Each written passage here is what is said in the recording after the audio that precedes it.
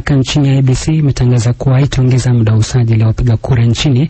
Akizungumza wakati wa ziara ya kutathmini zoezi hilo katika kaunti ya Meru, kamishna wa IEBC Hassan Nur Hassan amesitiza umuhimu wa wananchi kujitokeza mapema kujisajili kabla ya muda uliopangwa kukamilika. Diana Mukhwana na maelezo kwa kina. Kamishna Hassan amesema kuwa hadi kufikia jana jioni takribani 50% ya walengwa walikuwa tayari wamejisajili, sawa na watu 40,000 kati ya lengo la watu 80,000 lililowekwa kwa mwezi huu. Kamishna huyo ametoa wito kwa wakazi wa Meru kujitokeza kwa wingi katika wiki moja iliyosalia ili kuhakikisha wanapata fursa ya kushiriki katika chaguzi zijazo. We have brought kits very close, registration centers very close to them. They are being done in constituency offices, they are being done at Huduma centers. So an opportunity has been availed for everybody.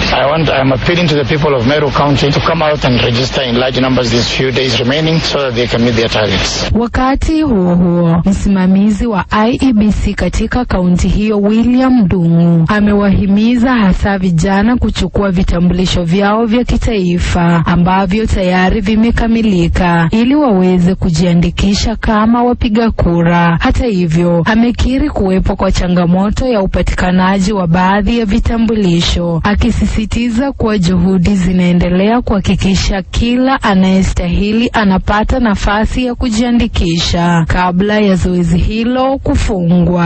Hatukosi changamoto hapa na pale. Mojawapo ni kuwa kuna wale walijiandikisha kuchukua vitambulisho, tunapata hizo vitambulisho bado zingine hazijafika. Hilo ni tatizo kubwa sana kwa wale ambao wanategemea hizi siku 7 zinabaki. Lakini pia kuna zile vitambulisho ambazo zimelala kwa NRB, kwa watu wa vitambulisho ambazo vijana hawaja kuja kuchukua. Tungewahimiza waweze kuja wachukue. Nikiripotia Mwanga wa MBC iRadio, jina langu ni Diana Mukhwana.